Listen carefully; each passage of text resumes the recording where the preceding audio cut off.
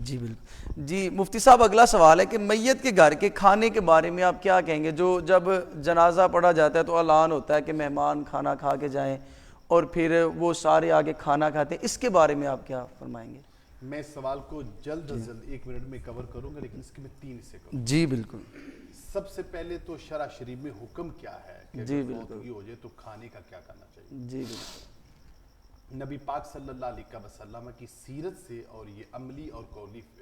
حدیث دونوں شامل ہیں، حدیث فعلی بھی ہے اور حدیث قولی بھی ہے، سبحان کہ اللہ۔ جب کوئی شخص فوت ہو جائے تو اس کے جو خاندان والے ہیں، رشتہ دار ہیں، پڑوسی ہیں، ہمسائے ہیں، جی جی وہ ان کے لیے 1 دن کا کھانا اس کا اہتمام کریں۔ 1 جی دن سے جی مراد کیا ہے؟ 2 وقت، 2 وقت جی صبح اور شام کا۔ جی بعض نے کہا ہے کہ دونوں وقتوں کا الگ الگ کر لیں، جی اور جی بعض نے کہا ہے کہ ایک ہی دفعہ کھانا بنا کے بھیج دیں تاکہ وہ 1-2 ٹائم کھا سکیں۔ جی اصل میں سنت عمل یہ والا ہے، اور اس سے مراد کیا ہے کہ کھانا بھیج دیں؟ وہ جو گھر کے 4-3-5 افراد ہیں، جی جی صرف ان کے لیے، اللہ، میلے کے لیے نہیں۔ فتاوی رضویہ آپ پڑھیں تو حضور اعلیٰ حضرت نے یہاں بڑی سختی سے چیزیں جلد نمبر 9 میں اور بالکل ایسی جو ہماری بدعات ہیں ان کا بڑا سختی سے آپ نے کلا کا جی بالکل ایسے ہی صرف جو گھر کے 3-4 افراد ہیں ان کے لیے کھانا تیار کر کے بھیجا جائے، جی جی کیونکہ اس وقت غم کی حالت میں ہوتے ہیں، صدقے کی بالکل کیفیت ایسے میں، ہی اور ان کو کھلایا بھی جائے۔ اچھا، ضروری تو نہیں ہوتا کہ ہر وقت کوئی بوڑھا ہی فوت ہو جائے، جی جوان بھی ہو جاتے ہیں، بچے بالکل بھی ہو ایسے ہی جاتے ہیں۔ بالکل ایسے ہی تو اس صدمے کی صورت میں، کیونکہ وہ اس غم میں مبتلا ہوتے ہیں، ان کی کیفیت غم، ان کو ان چیزوں کی ہوش ہی نہیں رہتی، بالکل تو ایسے پھر جو ہمسائے ہیں یا رشتے، وہ ان 3 سے 4 افراد کا کھانا تیار کر کے بھیجے اور وہاں پر ان کو کھلایا جائے۔ اصل میں جو شریعت کا حکم ہے یہ والا۔ اچھا، اب ہمارے ہاں جو رواج پکڑ گیا وہ یہ ہے کہ جناب والا ولیمے تو دعوتیں تو جی اس جی طرح کا بالکل جو سلسلہ ہے یہ بڑا سخت عمل ہے۔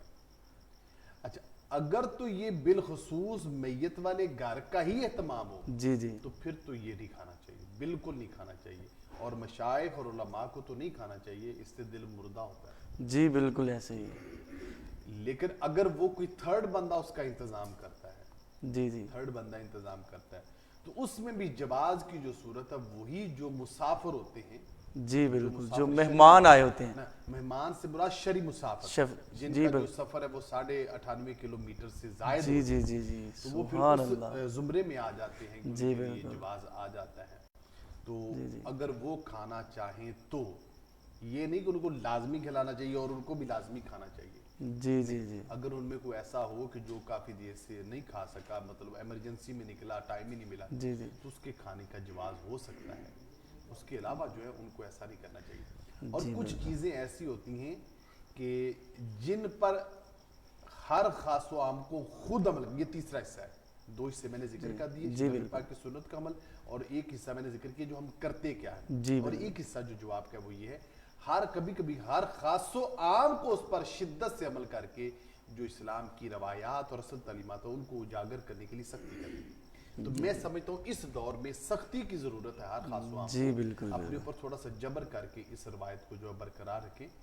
ہم نے بہت سارے لوگوں کو دیکھا ہے، بالکل ایسے ایک بندہ مر جاتا ہے اور ایک ان کو قرض اٹھا کے کھانا اٹھا، بالکل ایسے ہی ہے بالکل تو ایسے ہی یہ ہے بڑا مشکل عمل ہوتا ہے۔ اس میں ہمیں جو ہے وہ ایز اے مسلمان صحیح انداز میں سوچنا چاہیے، اور اپنے اوپر بھی اور اپنے ساتھیوں پر بھی رحم کرنا چاہیے۔ جی جی جی تو ناظرین، بہت ہی پیارا سوال